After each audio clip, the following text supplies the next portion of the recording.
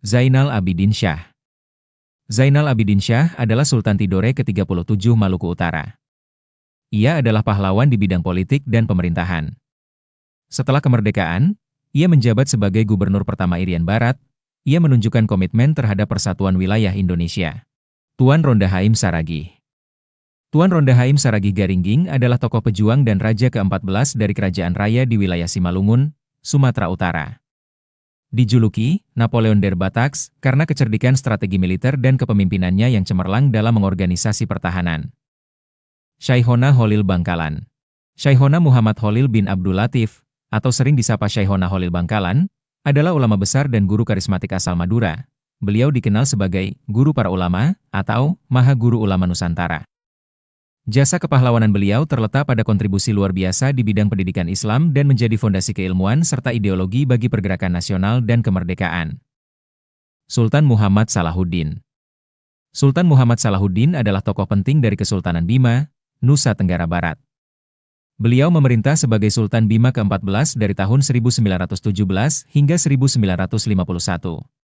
Kepahlawanannya dikenal karena kombinasi kepemimpinan visioner di bidang pendidikan, reformasi pemerintahan, dan loyalitasnya yang tegas terhadap Republik Indonesia.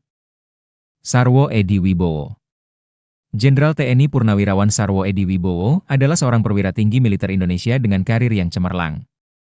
Ia adalah tokoh militer yang memiliki peran signifikan dalam operasi militer, terutama dalam penumpasan G30S PKI yang krusial bagi penyelamatan negara. Ia juga ayah dari mendiang Ani Yudhoyono dan mertua dari Presiden ke-6 RI SBY. Hajah Rahmah El Yunusiah.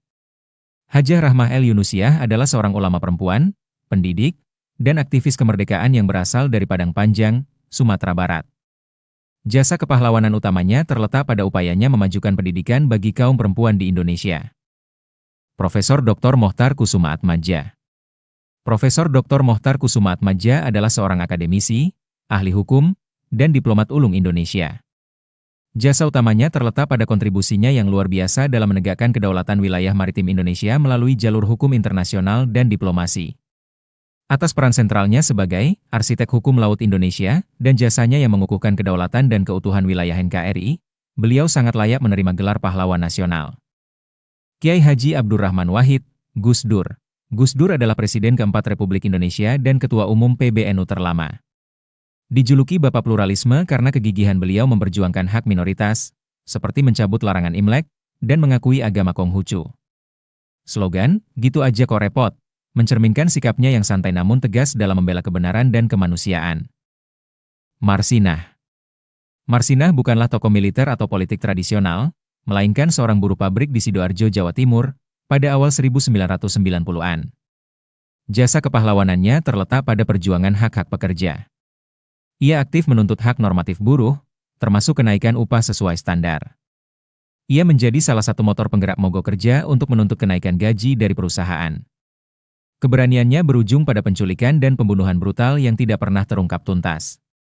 Kisahnya menjadi lambang perjuangan hak asasi manusia dan keadilan bagi kaum pekerja di tengah represi politik saat itu, dan namanya diabadikan sebagai pahlawan gerakan buruh.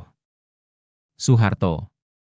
Jenderal Besar TNI Soeharto adalah Presiden kedua Republik Indonesia. Soeharto diberi gelar sebagai pahlawan nasional didasarkan pada kontribusi beliau dalam mencapai, mempertahankan, dan mengisi kemerdekaan Indonesia, terutama dalam kapasitasnya sebagai tokoh militer dan pemimpin negara.